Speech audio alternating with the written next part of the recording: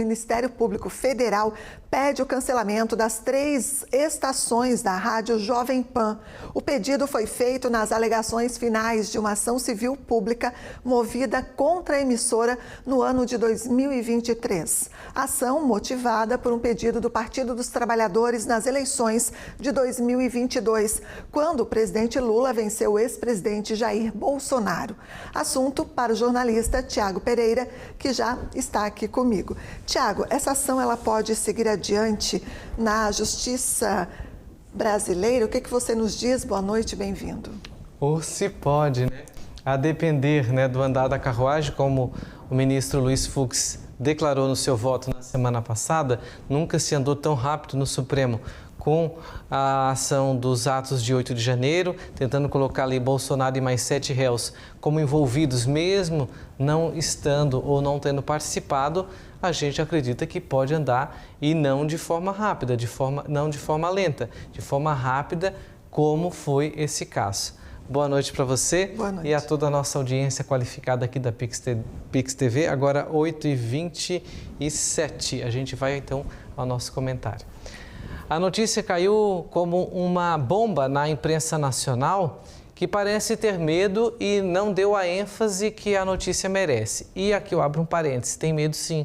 Porque a emissora de rádio e televisão, diferente de nós aqui que somos um canal, ela depende de uma concessão pública. E concessão pública passa pela Agência Nacional de Telecomunicações, assim como pelo Ministério das Comunicações. E aí a gente sabe que está atrelada diretamente aos ministros do governo Lula. E por isso aí o receio das emissoras em replicar essa notícia, apesar de ser esse o papel e essa missão da imprensa.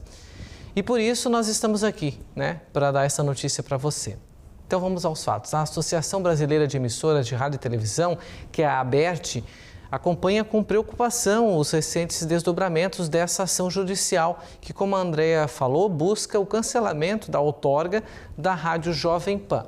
Segundo a entidade, a liberdade de programação das emissoras é de fundamental importância para o livre exercício do jornalismo e para a existência do pluralismo da opinião, que devem ser sempre preservados. Mas esse não é o entendimento do Ministério Público Federal de São Paulo. Para o órgão da Justiça brasileira, a Jovem Pan, maior rede de rádios do Brasil, veiculou conteúdos que atentaram contra o regime democrático em 2022, sendo a principal caixa de ressonância, dentro de aspas, para discursos golpistas. É a palavra do momento, né? O órgão também pede uma indenização de mais de 13 milhões de reais. Se vocês não lembram, a pedido do Partido dos Trabalhadores, naquela eleição lá de 2022, que Lula foi vitorioso, a Jovem Pan foi proibida de falar sobre o passado de Lula. Os comentaristas da emissora não podiam chamá-lo de ex-presidente, ex-condenado, nem associar Lula ao crime organizado. Os advogados da rádio ainda orientaram os jornalistas e comentaristas a não criticarem ministros do Supremo Tribunal Federal e de juízes do Tribunal Superior Eleitoral. Naquela época, eu lembro, era presidido por Alexandre de Moraes. Ou seja, uma verdadeira censura prévia. Em outubro de 2022, esses atos foram realizados, esses pedidos foram feitos e depois culminou nessa ação judicial lá no Ministério Público Federal, motivada por alguém, obviamente. E eu lembro aqui ainda que o próprio ex-ministro do STF, Marco Aurélio Mello, também foi alvo no censuraço naquelas eleições tão faladas. Vídeos dele foram removidos ao dizer que Lula não foi absolvido ou inocentado pelos crimes de corrupção passiva e lavagem de dinheiro pelos quais ele foi condenado na 13ª Vara Federal de Curitiba, condenação confirmada pelo Tribunal Regional Federal da 4ª Região em Porto Alegre e também pelo Superior Tribunal de Justiça, caindo lá no STF com as anulações e aí sim ele foi descondenado. A Jovem Pan, claro, vê com preocupação o andamento dessa ação. O principal argumento da emissora é que o MPF tenta conectar indevidamente essa ação, que é civil, veja bem, uma ação civil, com as recentes condenações criminais lá no STF. processo no qual a Jovem Pan não é réu, não é ré, ela não aparece nesse processo.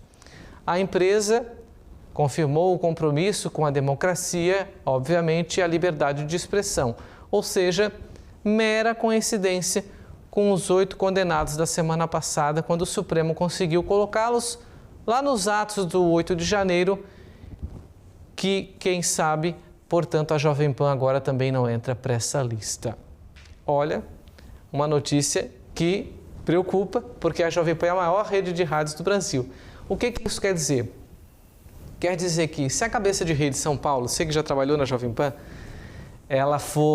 se esse pedido do Ministério Público for acatado, né, ela vai perder a concessão. Ela vai poder continuar existindo na TV por assinatura, o canal Jovem Pan News, assim como a rádio na internet, uma web rádio. Mas no ar, nas frequências moduladas que ela opera, ela vai ter que encerrar sua transmissão. E aí afeta as emissoras regionais, que são as afiliadas, né, que recebem essa programação via satélite de São Paulo, que certamente terão que migrar ou de rede ou de nome, ou criar emissoras próprias para poder continuar com a sua programação, não mais podendo retransmitir sonoramente o conteúdo que vem da rede Jovem Pan, a maior rede de rádios do Brasil. Ela perde apenas para a rede massa de rádios, que é a rede do Ratinho. Uma situação preocupante e chama a atenção ainda o fim desse processo uma semana depois do julgamento dos atos de 8 de janeiro. Parece que o Ministério Público de São Paulo quis ganhar um pouquinho de confete, quis ganhar um pouquinho de brilho, quis ganhar um pouquinho de cena no impulso desse processo que a gente acompanhou na semana passada. Vamos acompanhar, vamos ver o que vai dar esse julgamento, essa ação que corre lá no Ministério Público Federal, vai ser encaminhada agora à Justiça, claro, em todas as instâncias, não será um processo que vai acabar amanhã, mas tem muita água para correr embaixo dessa ponte. E como você falou, vamos acompanhar o desenrolar. De perto, com lupa, né? Como eu digo, vamos pegar a lupa e acompanhar. Bom descanso para você, né? Esse finzinho de dia, segunda-feira, a gente se vê na quarta com mais notícias e atualizações da política nacional. Fui. Aguardamos até lá. Bom descanso, Thiago. Obrigado.